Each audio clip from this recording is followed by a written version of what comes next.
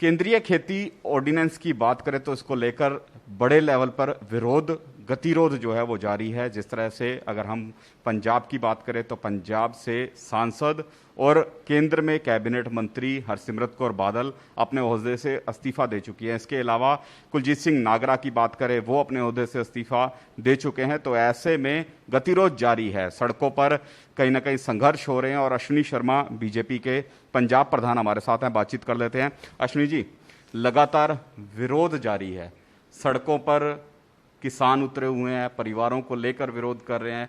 ये कह रहे हैं कि केंद्र की मोदी सरकार ने किसानों को बदहाली की तरफ मोड़ दिया, किसानी को बर्बाद कर दिया। ऐसा है कि खेतीबाड़ी नाल संबंधित कल 3 कानून पार्लीमेंट ने बनाए हैं। मोदी सरकार पूरी तरह नाल किसानां दे हितां दी राखी करन वाली सरकार है और यह कानून भी किसानां नूं सुरक्षा देने वाले, किसानां दी आमदनी च वाधा करने वाले और किसानां नूं आज़ादी देने वाले कानून ने। लेकिन पंजाब दे अंदर कांग्रेस दी सरकार अपने 3.5 साल दे फेलूअर नूं भोले पाले किसानां नूं अगे करके ध्यान जड़ा भटका रही है और भ्रम पैदा कर रही है।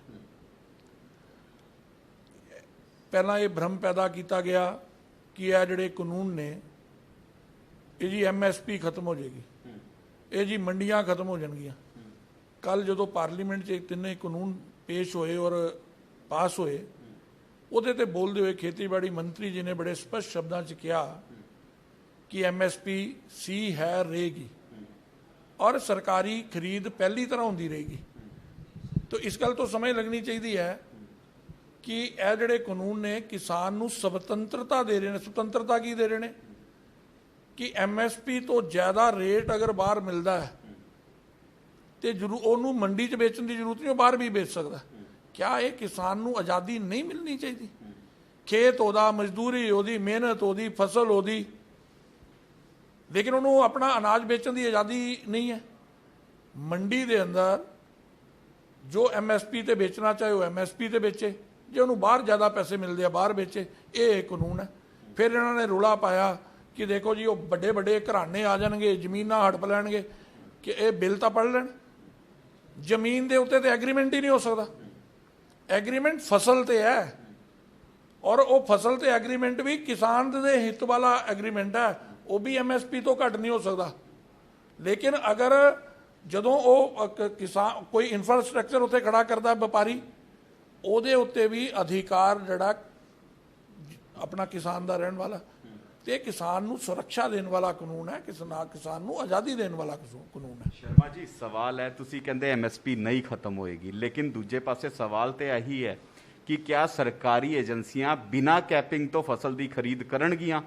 कैपिंग नहीं लाई जाएगी कि आप इन्नी फसल चकनी है, सानू इस फसल की लोड़ है और इन्नी फसल आप खरीद सकते हैं, इस तो बाद की फसल जी है प्राइवेट मंडी च जाके बेचो। और प्राइवेट मंडी के जोड़े विक्रेता बैठे ने उन्होंने क्या इस दायरे के लाया जाएगा कि वो MSP तो घट खरीद नहीं कर सकते? जेकर करते हैं तो उन्होंने खिलाफ कार्रवाई होगी। कल पार्लीमेंट च बड़े साफ शब्दों के नाल उन्होंने बोलिया कि MSP तो बाहर कोई खरीद नहीं हो सकती, उस तो घट मूल्य तो कोई नहीं लै सकता। सुरक्षा देने वाला कानून है। दूसरा उन्होंने बड़ा कहा कि जो जिस तरीके नाल पहला फसल चुकी जा रही है सरकारी, उदे चुकी जाएगी, उहदे अंदर कोई परिवर्तन नहीं आएगा। और वो पहला भी 20-25 दिन का समय होंदा जो सारी फसल चुकाउंदी है और उहदे अंदर भी लगभग 80% तो ऊपर हिस्सा केंद्र ही उठाता है।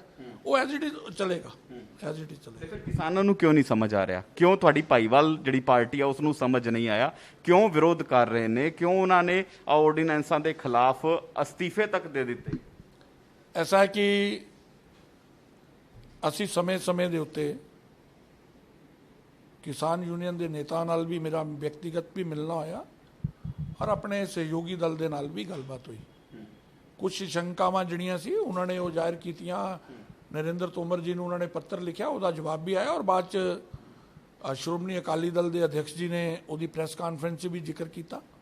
लेकिन उन्होंने कोई निर्णय राजनीतिक कारणों तो लिया, स्वतंत्र है, NDA का हिस्सा है, लेकिन अकाली दल ਇੱਕ ਅਲੱਗ ਰਾਜਨੀਤਿਕ ਪਾਰਟੀ ਹੈ, ਉਹਨਾਂ ਨੂੰ ਆਪਣਾ ਨਿਰਣੇ ਲੈਣ ਦਾ ਅਧਿਕਾਰ ਹੈ। ਰਾਜਨੀਤਿਕ ਕਾਰਨ ਕੀ ਕਿਸਾਨਾਂ ਨੇ ਦਬਾਅ ਬਣਾਇਆ ਜਾਂ ਫਿਰ ਇਹਨਾਂ ਨੂੰ ਲੱਗਣਾ ਸ਼ੁਰੂ ਹੋ ਗਿਆ ਕਿ ਹੁਣ ਪਿੰਡਾਂ ਦੇ ਵਿੱਚ ਨਹੀਂ ਜਾ ਸਕਦੇ ਜਿਸ ਢੰਗ ਦੇ ਨਾਲ ਵਿਰੋਧ ਹੋ ਰਿਹਾ?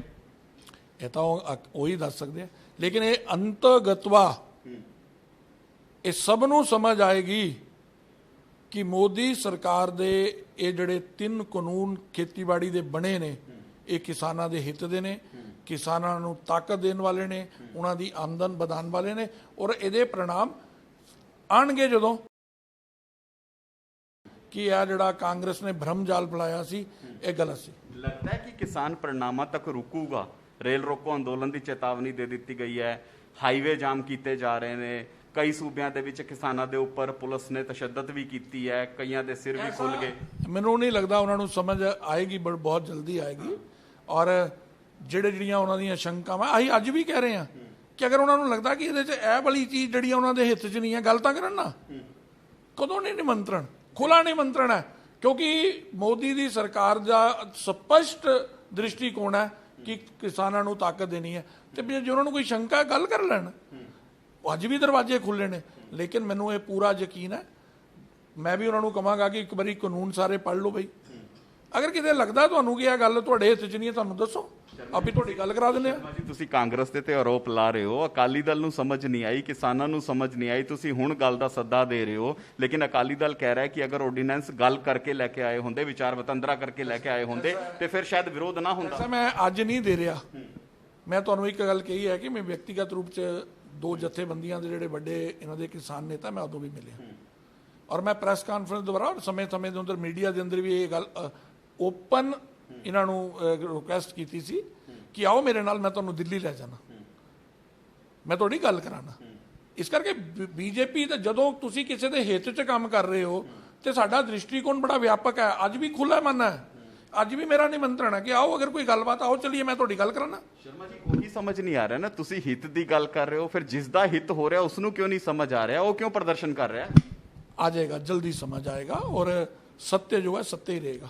ਜਿਹੜੇ ਭਰਮ ਇਹਨਾਂ ਨੇ ਫੈਲਾਏ ਸੀ ਅੱਧੇ ਤੇ ਪ੍ਰਧਾਨ ਮੰਤਰੀ ਜੀ ਦੇ ਟਵੀਟ ਤੋਂ ਬਾਅਦ ਖਤਮ ਹੋ ਗਏ ਕਿ MSP ਜੀ ਖਤਮ ਹੋ ਰਹੀ ਹੈ ਜੀ, ਆਪਣਾ ਸਰਕਾਰੀ ਖਰੀਦਣੀ ਹੋਣੀ।